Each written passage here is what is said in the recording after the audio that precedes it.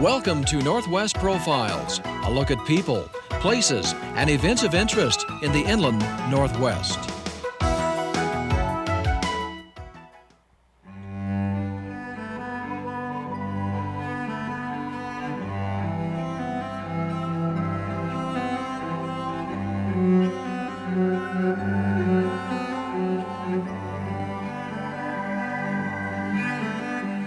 The facility exposes not only Edmontonians, but all our visitors as well, to a plant world that many of us would never have the opportunity to see. A lot of people who cannot afford to travel can come here and experience the tropics, the desert, or even a temperate forest that they would normally have never seen. The conservatory is a very unique botanic display garden. With our pavilions, we have featured plants from the different regions of the world.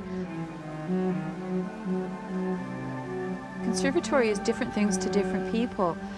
People come here to unwind and relax. We're often called a hidden jewel of peace and quiet in a very busy city. People come here to entertain their relatives or tourists when they come to visit. We're one of what we consider a must stop for the city. People come here for horticultural information, plant information.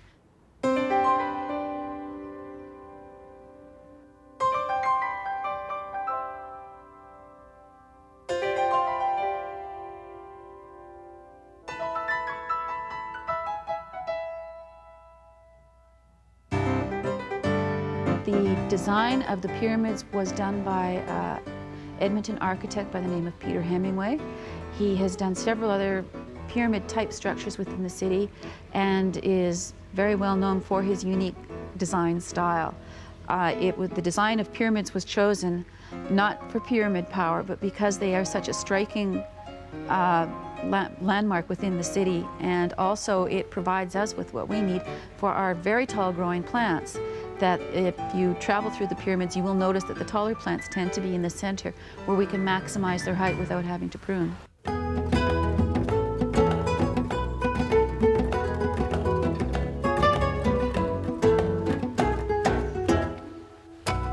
Our tropical pavilion features plants from the rainforest regions from around the world. We have everything from giant weeping figs to coffee plants to guavas, bananas.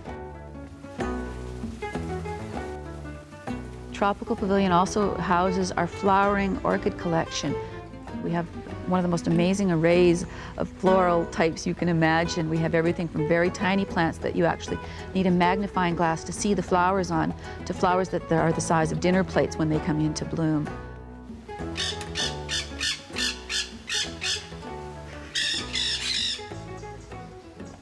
Tropical Pavilion also features one of our favorites, which is our finches. We have free-flying finches in the pavilion. They live in there. They do not damage the plants. They're seed eaters, but they do nest and produce young in there. And it adds a real motion of excitement to the pavilion to see these little ones flying around and to hear their sounds as well. It was really exciting.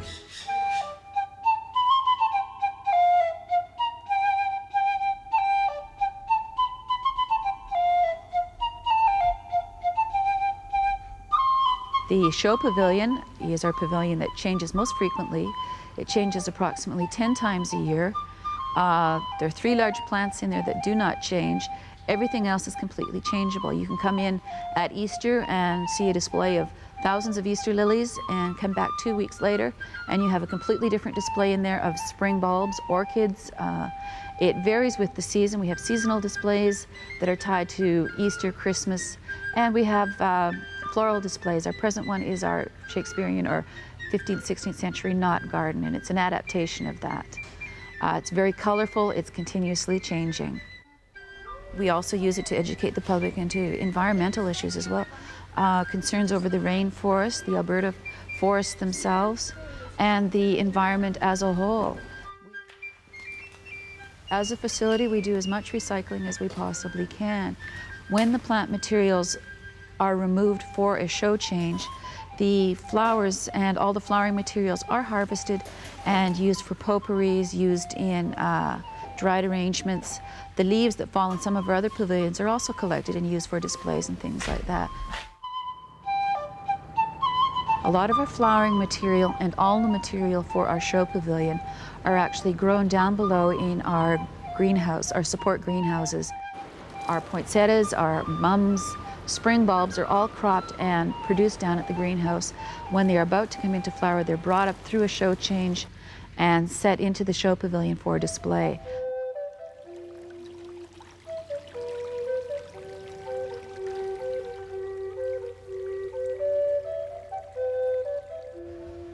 Our temperate pavilion is the one I personally love the best. It's a temperate forest. It has everything in it from blooming azaleas and rhododendrons in the spring, and it changes as the seasons change. If you come in the summer, our magnolias will be in bloom. We have flowering plants on display throughout it. Fall, we go into our leaf color starts to change for us, and we do actually have a winter or dormant season in this period, in this pavilion, where the trees actually do go dormant. Most of them drop their leaves and they have a resting period. This is very unusual for botanic gardens, and we're capable of doing this because we have a computer control system that allows us to maintain our temperatures and let our plants have that basic rest or sleep period they need to rejuvenate and come back for the spring.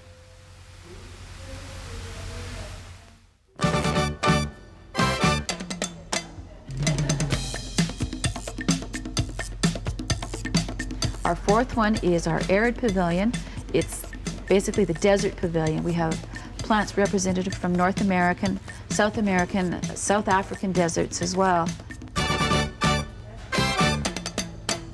And everything in there from giant saguaros, agaves, to very small little lithops, which are very tiny little living rock type plants. And again, it goes through several seasons. In the springtime, everything comes into bloom in our desert.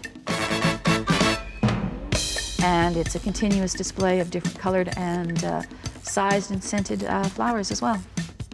So much further and you get tequila. Yeah, that's interesting. And there's a place in Mexico called We have a very active volunteer contingent.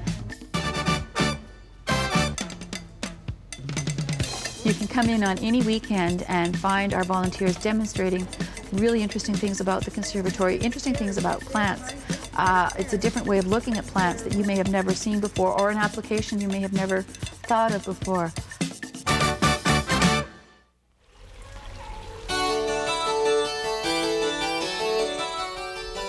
We actually have people who come here almost every day. Some of them come and meet friends here. Others come for the peace and the tranquility.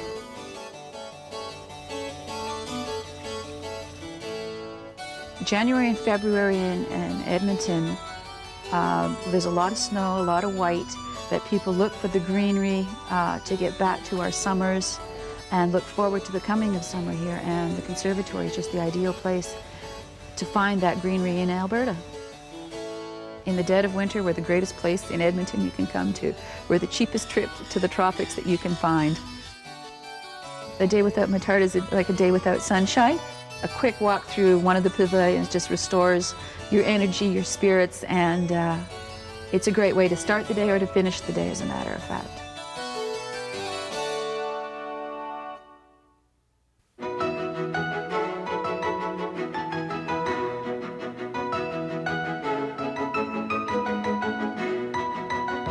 If you have a topic for Northwest Profiles, send it to KSPS TV, 3911 South Regal, Spokane, Washington, 99223.